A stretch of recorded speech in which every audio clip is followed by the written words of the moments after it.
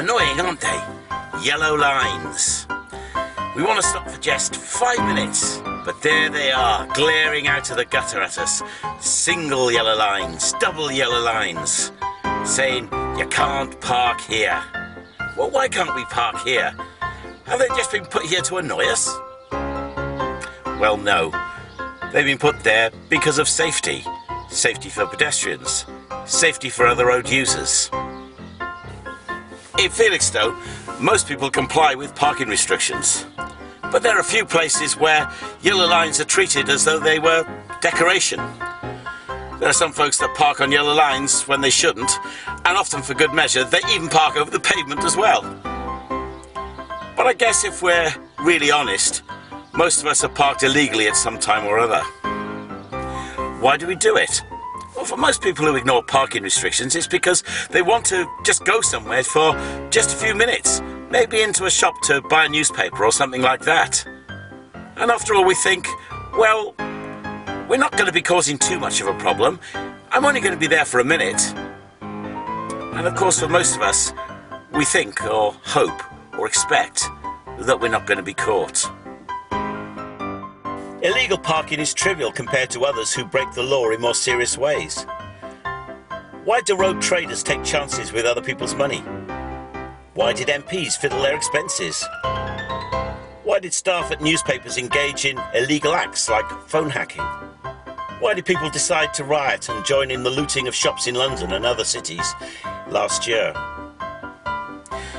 We know that the reasons why people decide to break the law can be complex and perhaps very individual. But in many cases, people break the law because they don't think they're going to get caught, let alone go through the humiliation of arrest and court. And when they were caught, politicians, and the newspaper people in particular, openly stated how sorry they were for what they did. But were they really sorry? Or just sorry that they got caught? The gravity of issues may be different to parking on double yellow lines, but motive may well be the same. People think that no one's going to bring them to account for their actions. And when someone does, they may try to evade the issue, or cover things up, or tell lies, or even complain bitterly that they're the victims of injustice and protest their innocence. You've probably guessed where I'm going with this. Because it begs this question: does the absence to enforce mean that non-compliance is acceptable?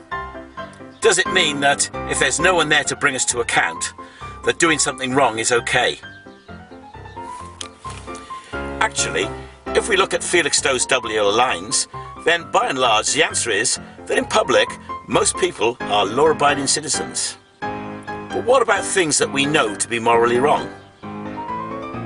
If we don't think there's anyone to catch us, then are we more likely to do something that we know to be morally wrong?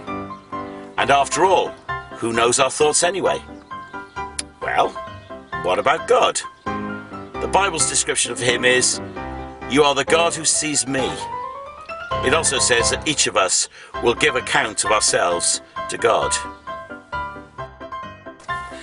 The danger is, if people think that there's no enforcement, or they're unlikely to get caught, then maybe they'll be more likely to do something that's wrong, or be tempted to do something that's wrong. Or do we think that God just doesn't exist, or if he does, then he's not going to do anything about it? But the moral of recent events has been that there are CCTV cameras, and people who looted shops have been brought to justice as a result. That the MPs who thought that it could get away with fiddling their expenses have been brought to account. And the newspaper journalists who thought it was okay to hack other people's mobile phones have also been brought to account.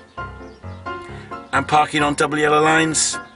Well, there are traffic wardens and police here in Felixstowe. And what about God? What about the God who sees everything that we do and knows all our thoughts? If that's something that worries you at this start of a new year, then maybe you need to know Jesus. Thanks for listening, and God bless you.